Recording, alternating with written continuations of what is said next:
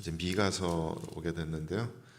미가는 그 활동했던 시대적 배경이 이사야 선지자와 겹칩니다. 거의 비슷한 시대고요. 우리 지난 주일에 말씀 나눴던 아모스 선지자와도 약간 겹치는 것 같아요. 아모스 선지자가 여로보암 2세 때 그 제2의 전성기 때 북이스라엘 왕국의 제2의 전성기 때 활동했다고 말씀드렸는데, 이 미가는 그 바로 다음 세대 여로보암 왕 이후 이제 제2 전성기의 여파가 아직 남아 있지만 이제 조금 기울어져가는 그때로부터 시작해서 북이스라엘이 아수르에 의해서 완전히 멸망되는 것까지 보았던 사람인 것 같습니다. 그리고 그 이후에도 아마 예언 사역을 계속했던 것으로 추정이 됩니다. 1장 1절 말씀 보시면요, 이렇게 쓰고 있어요. 유다의 왕들 요담과 아하스와 히스기야 시대에 모레셋 사람 미가에게 임한 여호와의 말씀 곧 사마리아와 예루살렘에 관한 묵시라. 그러니까 남유다 사람이라는 것을 알 수 있고요. 남유다 사람으로서 그 예언의 대상은 북이스라엘과 예루살렘 모두를 아우릅니다. 사마리아와 예루살렘에 관한 묵시라라고 이렇게 되어 있으니까요. 그리고 그 예언의 시간적인 폭이 굉장히 큽니다. 아수르에 의해서 북이스라엘이 멸망할 것도 예언하면서 그보다 150여 년 후에 바벨론에 의해서 남유다 왕국이 멸망하게 될 것도 예언하는 것 같아요. 그뿐만 아니라 그 뒤에 바벨론의 포로들이 다 돌아올 것과 그 뒤에 메시아에 의한 통치가 완벽하게 이루어질 것이라는 것, 즉 하나님의 나라가 완성될 것까지 이 미가는 보고 있습니다. 그러니까 시간적으로 따지면 최소한 200년 뒤 혹은 그보다 훨씬 뒤 아직 이루어지지 않은 예수 그리스도의 재림까지 내다보고 있는 셈이죠. 뒤집어서 말하자면 이 미가서에는 특정한 역사적 배경이 뚜렷하게 드러나질 않습니다. 그래서 이 말씀의 어떤 줄거리랄까요? 이런 것들 좀 파악하기가 쉽지가 않아요. 굉장히 종잡을 수 없이 이리 갔다 저리 갔다 하는 듯한 느낌입니다. 마틴 루터가, 종교개혁을 일으킨 마틴 루터가 예언가들을 가리켜서 횡설수설하는 것이 특징인 사람들이라고 쓴 적이 있어요. 미가가 딱 그렇습니다. 하나님의 심판에 대해서 예언하다가 갑자기 다음 순간 소망을 이야기합니다. 회복을 이야기합니다.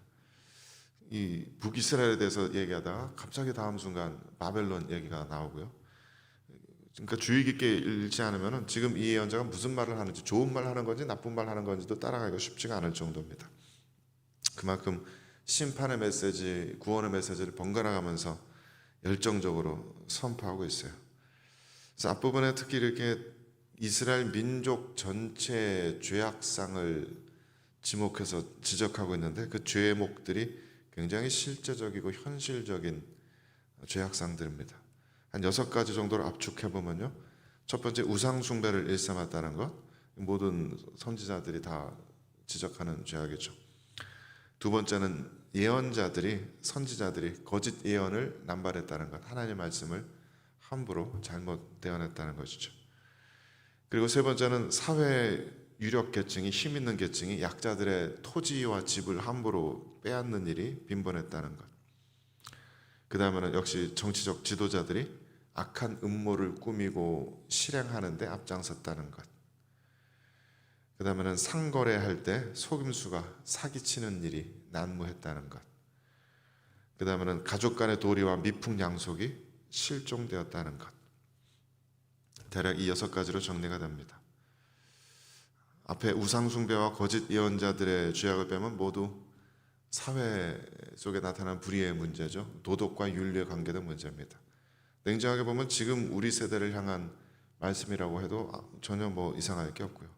우상숭배, 거짓된 하나님의 말씀, 가르침, 강자가 약자들을 함부로 빼앗고 빈익빈 부익부를 세상을 만드는 것, 악한 음모들을 정치적 지도자들이 꾸미고 실행하는 것, 상거래에 속임수가 난무하는 것, 가족 간의 미풍양속에 실종되는 것, 지금 우리 세대를 향한 말씀이라고 해도 이상할 것이 없습니다. 어쨌든 이렇게 사회 속에서 일어나는 불의에 대해서, 도덕과 윤리에 대해서 이 선지자가 계속해서 지적합니다. 지난 주일에도 말씀드린 것처럼 선지자들은 꼭 종교의 문제뿐만 아니라 이 사회 속에서 일어나는 도덕과 윤리의 부재, 우리들의 삶 속에서의 죄악에 대해서 아주 호되게 질책하면서 이것 때문에 하나님께서 너희들을 치신다. 이것 때문에 하나님께서 너희들을 심판하시고 이것 때문에 하나님께서 너희들을 흩어버리신다라고 선언하고 있는 거예요. 저도 이게 사실 굉장히 공감 가는 것이 문화단 선교단체 섬길 때 굉장히 힘든 시간 한번 보낸 적이 있어요. 이 단체를 내 손으로 반드시 없애버려야만 되겠다 하는 생각이 들었던 때가 있었습니다. 스태프들 가운데 죄의 문제가 드러났기 때문인데 이제 막 고등학교 졸업한 한 자매가 결혼한 남자 형제에 대해서 자기를 스토킹한다고, 자기에게 이성적으로 접근한다고 고발을 해온 거예요. 그때는 제가 다른 동역하던 목사님 두 분과 함께 셋이서 이 선교단체를 이끌고 있던 때라 목사 셋이 모여서 어떻게 이 일을 지혜롭게 하나님 뜻대로 처리해야 되나 정말 기도하면서 한 사람 한 사람 면담하고 또 삼자 대면하고 다 같이 모여서 이야기하고 우리끼리 모여서 기도하면서 의논하고 정말 생각하기도 싫은 지옥 같은 시간을 보냈습니다. 나중에는 물론 저희들이 진상 파악을 해보니까 이 자매가 좀 악의적으로 이 남자 형제와의 대화를 녹음해가면서 일부러 그런 답을 이끌어내려고 애쓰고 막 이랬던 것이 있더라고요. 나쁜 의도로 그 형제를 모함한 것이다. 그렇게 볼 수밖에 없었습니다. 그래서 그 과정 가운데 드러난 이 제가 사랑했던 그 스태프들의 미움들, 시기, 질투들, 또 악의적인 그런 계략들, 분노들 이런 것들이 너무 몸소리 칠 정도로 끔찍하게 느껴졌어요. 그래서 기도하면서 하나님, 이런 단체가 이 세상에 존재하는 것이 옳습니까? 이런 단체가 이 세상에 존재해서 무슨 유익이 됩니까? 이런 단체는 세상에 존재해서는 안 되는 것 아닙니까? 그렇게 한참 기도하면서 또 아파했던 순간들이 있어요. 나중에는 그래도 하나님의 은혜로 서로 오해도 풀고 서로 사과도 하고 그렇게 해서 잘 해결은 되었지만 그때 그 마음의 상처가 저한테 정말 깊이 남아 있습니다. 하나님께서 이스라엘을 바라보시면서 이렇게 죄악이 관영한 공동체, 이 공동체를 내 손으로 흩어버리겠다라고 생각하시고 계획하신 그 마음이 충분히 이해가 갑니다. 이 세상에 죄악을 퍼뜨리는 단체라면 그것이 교회라는 이름이건 선교단체라는 이름이건 이 세상에 존재해야 될 이유가 없다고 생각합니다. 아마 하나님께서도 이스라엘 민족을 향해서 그런 마음이지 않으셨을까. 그런데 오늘 읽은 하나님의 말씀을 보면은 하나님의 마음이 참 이 하나님의 그 공의로우신 하나님의 자비로우신 마음이 너무 잘 드러나요. 6절 7절 말씀에 이렇게 돼 있어요. 여호와께서 말씀하시되 그날에는 내가 저는 자를 모으며 쫓겨난 자와 내가 환난 받게 한 자를 모아 발을 저는 자는 남은 백성이 되게 하며 멀리 쫓겨났던 자들이 강한 나라가 되게 하고 나 여호와가 시온산에서 이제부터 영원까지 그들을 다스리리라 하셨나니.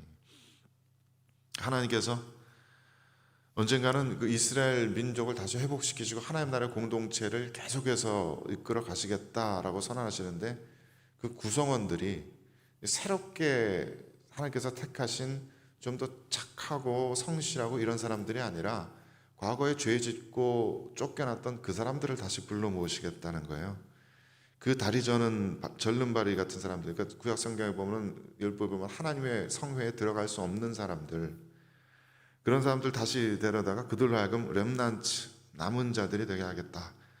말하자면 그들로 하여금 하나님 나라의 코어 멤버들, 씨앗 같은 멤버들이 되게 하겠다라고 말씀하시는 거예요. 죄짓고 쫓겨나서 바벨론에서 포로 생활하고 있는 그들을 다시 모아다가 하나님 나라의 역사를 계속하겠다. 참 놀라우신 하나님의 계획이죠.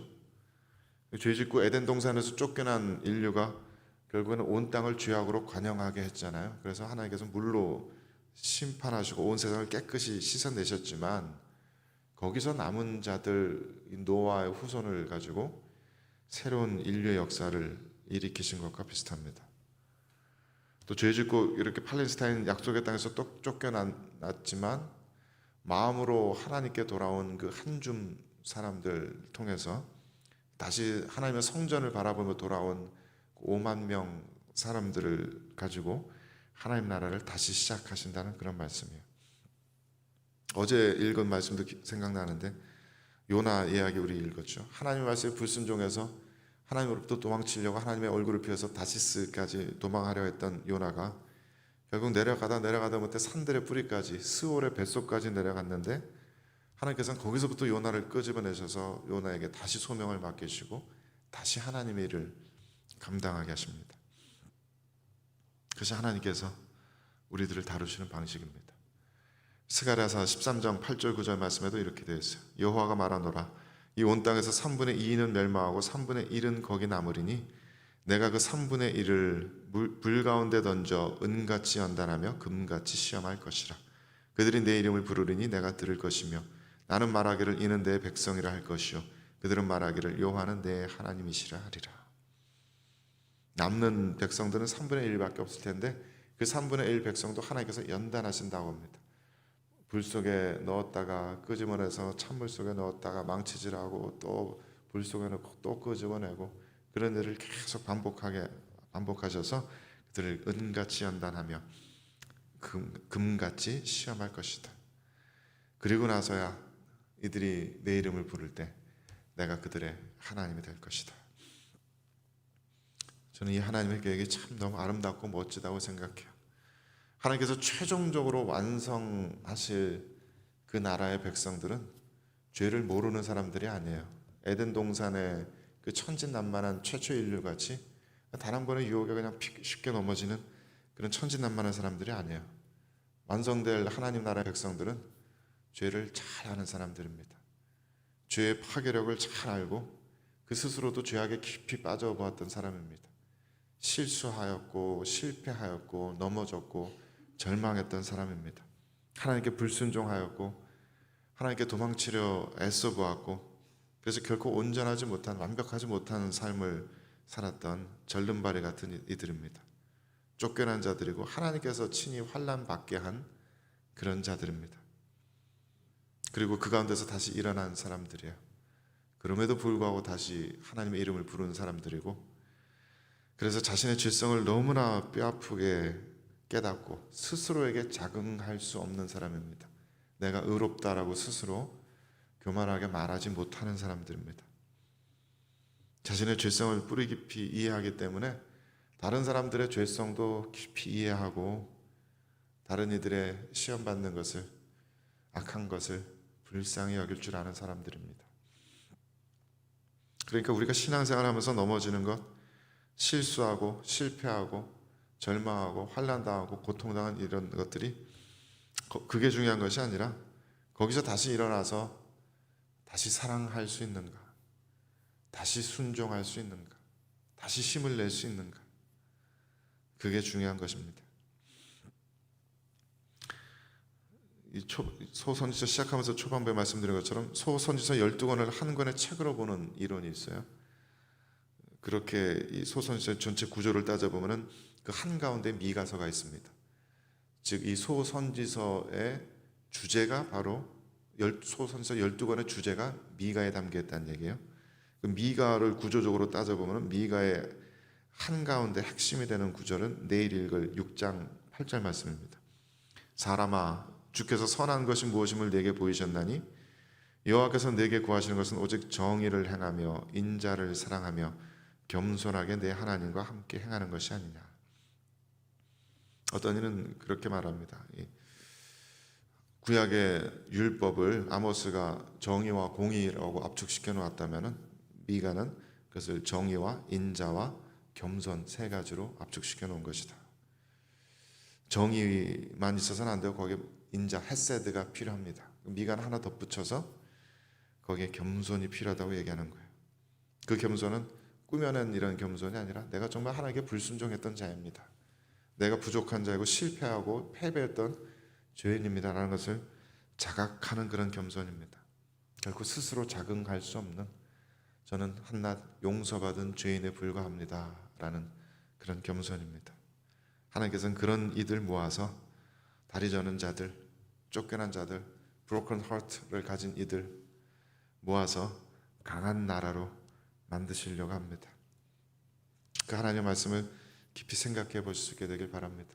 그리고 우리들의 지나온 모든 삶의 죄와 허물을 잊지 않고 늘 마음에 깊이 새기고, 하지만 그렇다고 그 죄책감에 붙들려 있는 것이 아니라 거기에서 일어나서 다시 하나님께 겸손하게 순종하는 하나님의 백성들이 다 되시기를 주님의 이름으로 축원합니다. 함께 기도하겠습니다.